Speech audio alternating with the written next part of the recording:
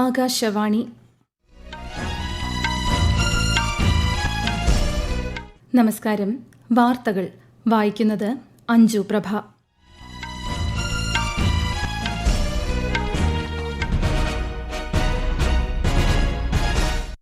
പ്രധാന വാർത്തകൾ. ഇന്ത്യയുടെ ഡിജിറ്റൽ പേയ്മെന്റ് യാത്രയിൽ വഴിത്തിരിവായി മാറിയ UPI പണമിടപാടുകൾക്ക് ഇന്ന് 10 വർഷം. അനുഭവങ്ങൾ പങ്കുവയ്ക്കാൻ ആഹ്വാനം ചെയ്ത് പ്രധാനമന്ത്രി നരേന്ദ്രമോദി. ദേശീയ സുരക്ഷാ ഉപദേഷ്ടാവ് Ajit Doval Chinese vice president Han ഷെങ്ങുമായി ബെയ്ജിംഗിൽ കൂടിക്കാഴ്ച നടത്തി. കേന്ദ്ര ധനമന്ത്രി നിർമ്മല സീതാരാമന്റെ കാനഡ അമേരിക്ക സന്ദർശനത്തിന് ഇന്ന് തുടക്കമാകും. ടൊറന്റോയിൽ കാനഡ ധനമന്ത്രിയുമായി ചർച്ച നടത്തും. ഇന്ന് ഒന്നാം ഓണം. ഉത്രാടപ്പാച്ചിലിൽ മലയാളികൾ. തിരുവോണത്തെ വരവേൽക്കാനൊരുങ്ങി നാടും നഗരവും. കേരളത്തിൽ ശക്തമായ മഴയ്ക്ക് സാധ്യതയെന്ന് കേന്ദ്ര കാലാവസ്ഥാ വകുപ്പ്. 11 ജില്ലകളിൽ മഞ്ഞ ജാഗ്രത. കേരളം, കർണാടക, ലക്ഷദ്വീപ് തീരങ്ങളിൽ മത്സ്യബന്ധനത്തിന് വിലക്ക്. ശ്രീലങ്കയ്ക്കെതിരായ 2ാം ക്രിക്കറ്റ് ടെസ്റ്റിൽ ഇന്ത്യ ശക്തമായ നിലയിൽ. 3ാം ദിനം ബാറ്റിംഗ് ആരംഭിച്ച ലങ്കയ്ക്ക് 2 വിക്കറ്റുകൾ കൂടി നഷ്ടമായി. വാർത്തകൾ വിശദമായി. ഡിജിറ്റൽ പേയ്മെന്റ് രംഗത്ത് വിപ്ലവകരമായ മാറ്റങ്ങൾക്ക് തുടക്കമിട്ട ഏകീകൃത പണമിടപാട് സംവിധാനമായ UPIക്ക് 10 വർഷം. UPIയുടെ ഒരു പതിറ്റാണ്ടുകാലത്തെ വിജയകരമായ സേവനത്തെ പ്രധാനമന്ത്രി നരേന്ദ്രമോദി പ്രശംസിച്ചു. ഇന്ത്യയുടെ ഡിജിറ്റൽ പേയ്മെന്റ് യാത്രയിലെ സുപ്രധാന വഴിത്തിരിവാണ് UPI എന്ന് വിശേഷിപ്പിച്ച അദ്ദേഹം UPI ഉപയോഗിച്ചുള്ള അനുഭവങ്ങൾ പങ്കുവയ്ക്കാൻ രാജ്യത്തെ ജനങ്ങളോട് ആഹ്വാനം ചെയ്തു. 2016 ഓഗസ്റ്റ് 25 ആരംഭിച്ച UPI ഇടപാടുകളുടെ എണ്ണത്തിൽ ഏകദേശം 13,000 മടങ്ങ് വളർച്ച കൈവരിച്ചതായും നിലവിൽ 11 രാജ്യങ്ങളിൽ പ്രവർത്തിക്കുന്ന ആഗോള ഡിജിറ്റൽ പേയ്മെന്റ് പ്ലാറ്റ്ഫോമായി ഇത് മാറിയതായും കേന്ദ്ര ധനകാര്യ മന്ത്രാലയം അറിയിച്ചു. ദേശീയ സുരക്ഷാ ഉപദേഷ്ടാവ് അജിത് ഡോവൽ ചൈനയിൽ. ഇന്ത്യ ചൈന അതിർത്തി പ്രശ്നത്തിലെ പ്രത്യേക പ്രതിനിധികളായ അജിത് ഡോവലും ചൈനീസ് വിദേശകാര്യമന്ത്രി വാങ് യിയും തമ്മിൽ ഇന്ന് ബെയ്ജിംഗിൽ നടക്കുന്ന കൂടിക്കാഴ്ചയിൽ അതിർത്തി തർക്കം ഉൾപ്പെടെയുള്ള വിഷയങ്ങൾ ചർച്ചയാകും.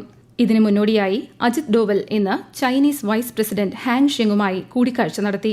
വിശദാംശങ്ങളിലേക്ക്. 3500 കിലോമീറ്ററോളം ദൈർഘ്യമുള്ള ഇന്ത്യ ചൈന അതിർത്തിയിലെ തർക്കങ്ങൾ പരിഹരിക്കുക, സൈനിക സാന്നിധ്യം ലഘൂകരിക്കുക തുടങ്ങിയവയാണ് ചർച്ചയുടെ അജണ്ട. തർക്കങ്ങൾ പരിഹരിക്കുന്നതിനായി നിലവിലുള്ള സംവിധാനത്തിന്റെ 25ാമത് പ്രതിനിധിതല യോഗമാണ് ബെയ്ജിംഗിൽ നടക്കുന്നത്.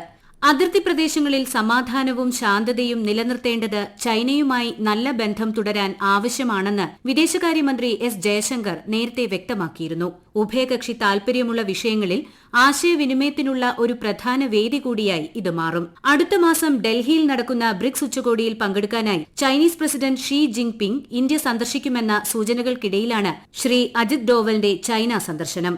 News desk, Akashvani. കേന്ദ്ര ധനമന്ത്രി നിർമ്മല സീതാരാമന്റെ കാനഡ അമേരിക്ക സന്ദർശനത്തിന് ഇന്ന് തുടക്കമാകും. ഉഭയകക്ഷി സാമ്പത്തിക ധനകാര്യ പങ്കാളിത്തം, നിക്ഷേപം എന്നിവയിൽ ശ്രദ്ധ കേന്ദ്രീകരിച്ചാകും സന്ദർശനമെന്ന് ധനമന്ത്രാലയം അറിയിച്ചു. ടൊറന്റോയിൽ കാനഡ ധനമന്ത്രി ഫ്രാൻസിസ്വ ഫിലിപ്പ് ഷാംപെയിനുമായി ശ്രീമതി നിർമ്മല സീതാരാമൻ ചർച്ച നടത്തും. ഊർജ്ജം, അപൂർവധാതു, സാങ്കേതിക ഗവേഷണ മേഖലകളിൽ സഹകരണത്തിനുള്ള സാധ്യതകൾ ചർച്ചയാകും. തുടർന്ന് ധനമന്ത്രി US സന്ദർശിക്കും. ചിക്കാഗോ, ആഷെവില്ലെ, ന്യൂയോർക്ക് എന്നിവിടങ്ങളിലെ വിവിധ പരിപാടികളിൽ അവർ പങ്കെടുക്കും. രാജ്യത്ത് ഉൽപാദന യൂണിറ്റുകൾ സ്ഥാപിക്കുന്നത് സംബന്ധിച്ച് കമ്പനികൾ ഉന്നയിച്ച ആശങ്കകൾ പരിഹരിക്കുന്നതിനായി അടുത്ത 2 മാസത്തിനുള്ളിൽ ചട്ടങ്ങളിൽ ഭേദഗതി വരുത്തുമെന്ന് കേന്ദ്ര വാണിജ്യ വ്യവസായ മന്ത്രി പീയൂഷ് ഗോയൽ. ഇന്ത്യ ജപ്പാൻ പുതിയ തലമുറ സാമ്പത്തിക പങ്കാളിത്തവുമായി ബന്ധപ്പെട്ട് ടോക്കിയോയിൽ നടന്ന പരിപാടിയിൽ സംസാരിക്കുകയായിരുന്നു അദ്ദേഹം. പരമ്പരാഗത വ്യാപാര ബന്ധങ്ങൾക്കപ്പുറം സാമ്പത്തിക സുരക്ഷ, പ്രതിരോധം, സാങ്കേതികവിദ്യ, നൂതനാശയങ്ങൾ തുടങ്ങി തന്ത്രപ്രധാന മേഖലകളിലേക്ക് ഇന്ത്യ ജപ്പാൻ പങ്കാളിത്തം വിപുലീകരിച്ചതായി അദ്ദേഹം വ്യക്തമാക്കി. ഇരു രാജ്യങ്ങളും തമ്മിലെ ബിസിനസ് ടു ബിസിനസ് പങ്കാളിത്തം കൂടുതൽ ശക്തിപ്പെടുത്തണമെന്നാവശ്യപ്പെട്ട ശ്രീ ഗോയൽ ഇന്ത്യയിലെ സുഗമമായ വ്യാപാര അന്തരീക്ഷവും അതിവേഗം വളരുന്ന ഇന്ത്യൻ സമ്പദ്വ്യവസ്ഥ തുറന്നു നൽകുന്ന മികച്ച അവസരങ്ങളും എടുത്തു പറഞ്ഞു. പ്രതിപക്ഷ പാർട്ടികൾ പാർലമെന്റ് ആവർത്തിച്ച് തടസ്സപ്പെടുത്തുന്നതിനെ വിമർശിച്ച് കേന്ദ്ര പാർലമെന്ററി കാര്യമന്ത്രി കിരൺ റിജിജു. ചോദ്യം ചെയ്യാനും പ്രതിഷേധിക്കാനും വോട്ട് ചെയ്യാനുമുള്ള അവകാശം ഭരണഘടന നൽകുന്നുണ്ടെങ്കിലും പാർലമെന്റ് തടസ്സപ്പെടുത്താൻ അനുമതി നൽകുന്നില്ലെന്ന് അദ്ദേഹം പറഞ്ഞു. പാർലമെന്റ് രാഷ്ട്രീയ പാർട്ടികളുടേതല്ല, ഇന്ത്യയിലെ ജനങ്ങളുടേതാണെന്നും ഇന്ന് ഒരു ഇംഗ്ലീഷ് ദിനപത്രത്തിൽ എഴുതിയ ലേഖനത്തിൽ ശ്രീ റിജിജു വ്യക്തമാക്കി. പ്രധാന നിയമനിർമ്മാണങ്ങളിലുൾപ്പെടെ ക്രിയാത്മക ചർച്ചകൾക്കുള്ള സർക്കാർ നിർദ്ദേശങ്ങൾ പ്രതിപക്ഷം നിരസിച്ചുവെന്നും അദ്ദേഹം ആരോപിച്ചു. മുഖ്യമന്ത്രി വി ഡി സതീശിന്റെ നേതൃത്വത്തിലുള്ള സർക്കാർ അധികാരമേറ്റിട്ട് ഉത്രാട ദിനമായ ഇന്ന് 100 ദിനം പൂർത്തിയാകുന്നു. മെയ് 18-നായിരുന്നു സത്യപ്രതിജ്ഞ.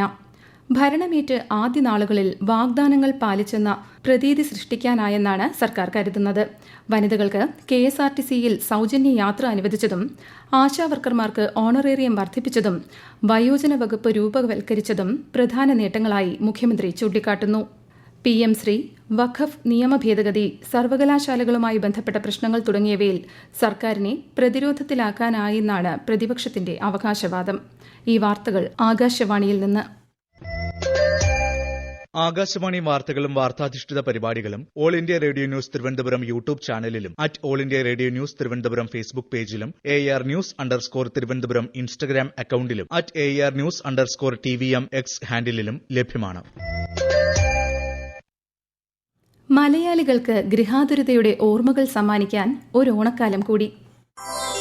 ഉത്രാടപ്പൂവിളിയിൽ കേരളമുണരുകയായി, പുത്തിരയാടും ഗ്രാമവസന്തം തിരുമുടി അണിയുകയായി.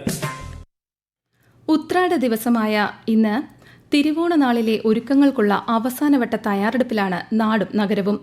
ഓണാഘോഷത്തിന്റെ അവസാനവട്ട ഒരുക്കത്തിനായി ഉത്രാട ദിവസം വിപണിയിലുണ്ടാകുന്ന തിരക്കിനെ ഉത്രാടപ്പാച്ചിലെന്ന് വിശേഷിപ്പിക്കുന്നു.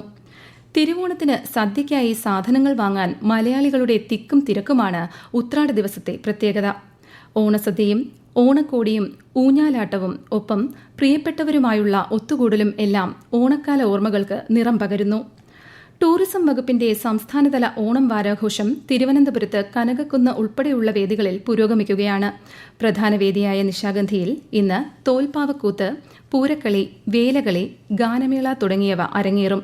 ഈ മാസം 30-ന് ഓണം വാരാഘോഷത്തിന്റെ സമാപന ചടങ്ങിൽ ഉപരാഷ്ട്രപതി CP രാധാകൃഷ്ണനും ഗവർണർ രാജേന്ദ്ര വിശ്വനാഥ് ആർലേക്കറും പങ്കെടുക്കും.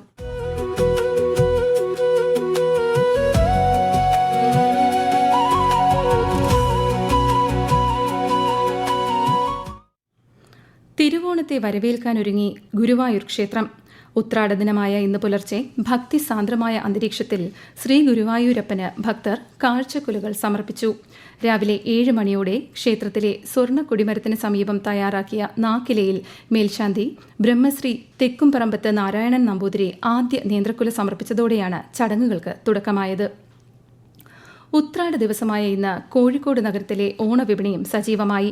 വഴിയോര കച്ചവടത്തിന് നേരിയ മഴ മങ്ങലേൽപ്പിച്ചിട്ടുണ്ടെങ്കിലും വൈകിട്ടോടെ കച്ചവടം സജീവമാകുമെന്ന പ്രതീക്ഷയിലാണ് വ്യാപാരികൾ. കൂടുതൽ വിവരങ്ങളുമായി ആകാശവാണി കോഴിക്കോട് ജില്ലാ പ്രതിനിധി നസീർ ബാബു. നഗരത്തിലെ പ്രധാന പച്ചക്കറി ഫല വിപണന കേന്ദ്രമായ പാളയം മാർക്കറ്റിലാണ് പ്രധാനമായും തിരക്ക് അനുഭവപ്പെടുന്നത്. പാളയത്തെ പൂവിപണിയും സജീവമാണ്. കൃഷി വകുപ്പിന്റെ നേതൃത്വത്തിൽ വിവിധയിടങ്ങളിൽ പച്ചക്കറി ചന്തകളും നടക്കുന്നുണ്ട്. മഴ കാരണം മിഠായി തെരുവിൽ വലിയ തിരക്ക് ദൃശ്യമല്ല. ഉച്ചയ്ക്ക് ശേഷം പതിവ് പോലെ തിരക്കിലമരും. പ്രതികൂല കാലാവസ്ഥയും തെരുവ് കച്ചവടക്കാരെയാണ് ഏറെ ബാധിച്ചത്. KTDCയുടെ ആഭിമുഖ്യത്തിൽ പായസമേളയും നടക്കുന്നത്. സ്റ്റേഡിയം പരിസരത്ത് കൈത്തറി മേളകളും ഇന്ന് വരെ തുടരും. ജില്ലാ ഭരണകൂടത്തിന്റെ ആഭിമുഖ്യത്തിലുള്ള ജില്ലാതല ഓണാഘോഷത്തിന്റെ ഭാഗമായി വൈകിട്ട് 6-ന് ബീച്ച് ഫ്രീഡം സ്ക്വയറിലെ പ്രധാന വേദിയിൽ നർത്തകിയും നടിയുമായ ലക്ഷ്മി ഗോപാലസ്വാമിയുടെ സംഘവും ഒരുക്കുന്ന നൃത്തപരിപാടി നടക്കും. കേരളത്തിൽ ശക്തമായ മഴയ്ക്ക് സാധ്യതയെന്ന് കേന്ദ്ര കാലാവസ്ഥാ വകുപ്പ്. തിരുവനന്തപുരം, കൊല്ലം, പാലക്കാട് ഒഴികെയുള്ള 11 ജില്ലകളിൽ ഇന്ന് മഞ്ഞ ജാഗ്രത പ്രഖ്യാപിച്ചു. താഴ്ന്ന പ്രദേശങ്ങളിലും നദീതീരങ്ങളിലും വെള്ളപ്പൊക്കത്തിന് സാധ്യതയുണ്ട്. കണ്ണൂരിൽ കനത്ത മഴ തുടരുകയാണ്. കൊട്ടിയൂർ പാൽച്ചുരം റോഡിൽ മണ്ണിടിഞ്ഞ് ഗതാഗതം തടസ്സപ്പെട്ടു. മോശം കാലാവസ്ഥ കണക്കിലെടുത്ത് കേരളം, കർണാടക, ലക്ഷദ്വീപ് തീരങ്ങളിൽ ഇന്നും നാളെയും മത്സ്യബന്ധനത്തിന് വിലക്കേർപ്പെടുത്തി. ശ്രീലങ്കയ്ക്കെതിരായ 2ാം ടെസ്റ്റിന്റെ 3ാം ദിനം ഉച്ചഭക്ഷണത്തിന് പിരിയുമ്പോൾ ശ്രീലങ്ക 1ാം ഇന്നിംഗ്സിൽ 4 വിക്കറ്റ് നഷ്ടത്തിൽ 130 റൺ എന്ന നിലയിൽ. നേരത്തെ ധ്രുവ് ജുരേലിന്റെയും ദേവ്ദത്ത് പടിക്കലിന്റെയും സെഞ്ചുറി കരുത്തിൽ ഇന്ത്യ 1ാം ഇന്നിംഗ്സ് 9 വിക്കറ്റിന് 503 റൺസ് എന്ന കൂറ്റൻ സ്കോറിൽ ഡിക്ലെയർ ചെയ്തു. പ്രവാചകൻ മുഹമ്മദ് നബിയുടെ സ്മരണയിൽ ഇസ്ലാം മതവിശ്വാസികൾ ഇന്ന് നബിദിനം ആഘോഷിക്കുന്നു. വിപുലമായ പരിപാടികളാണ് സംസ്ഥാന വ്യാപകമായി നടക്കുന്നത്. പ്രധാന വാർത്തകൾ വീണ്ടും. ഇന്ത്യയുടെ ഡിജിറ്റൽ പേയ്മെന്റ് യാത്രയിൽ വഴിത്തിരിവായി മാറിയ UPI പണമിടപാടുകൾക്ക് ഇന്ന് 10 വർഷം. അനുഭവങ്ങൾ പങ്കുവയ്ക്കാൻ ആഹ്വാനം ചെയ്ത് പ്രധാനമന്ത്രി നരേന്ദ്രമോദി. ദേശീയ സുരക്ഷാ ഉപദേഷ്ടാവ് Ajit Doval Chinese vice president Han ജെങ്ങുമായി ബീജിംഗിൽ കൂടിക്കാഴ്ച നടത്തി. കേന്ദ്ര ധനമന്ത്രി നിർമ്മല സീതാരാമന്റെ കാനഡ അമേരിക്ക സന്ദർശനത്തിന് ഇന്ന് തുടക്കമാകും. ടൊറന്റോയിൽ കാനഡ ധനമന്ത്രിയുമായി ചർച്ച നടത്തും. ഇന്ന് 1ാം ഓണം. ഉത്രാടപ്പാച്ചിലിൽ മലയാളികൾ. തിരുവോണത്തെ വരവേൽക്കാനൊരുങ്ങി നാടും നഗരവും. കേരളത്തിൽ ശക്തമായ മഴയ്ക്ക് സാധ്യതയെന്ന് കേന്ദ്ര കാലാവസ്ഥാ വകുപ്പ്. 11 ജില്ലകളിൽ മഞ്ഞ ജാഗ്രത. കേരളം, കർണാടക, ലക്ഷദ്വീപ് തീരങ്ങളിൽ മത്സ്യബന്ധനത്തിന് വിലക്ക്. ശ്രീലങ്കയ്ക്കെതിരായ 2ാം ക്രിക്കറ്റ് ടെസ്റ്റിൽ ഇന്ത്യ ശക്തമായ നിലയിൽ. 3ാം ദിനം ബാറ്റിംഗ് ആരംഭിച്ച ലങ്കയ്ക്ക് 2 വിക്കറ്റുകൾ കൂടി നഷ്ടമായി. വാർത്തകൾ കഴിഞ്ഞു. അടുത്ത വാർത്താ പ്രക്ഷേപണം വൈകുന്നേരം 6:30.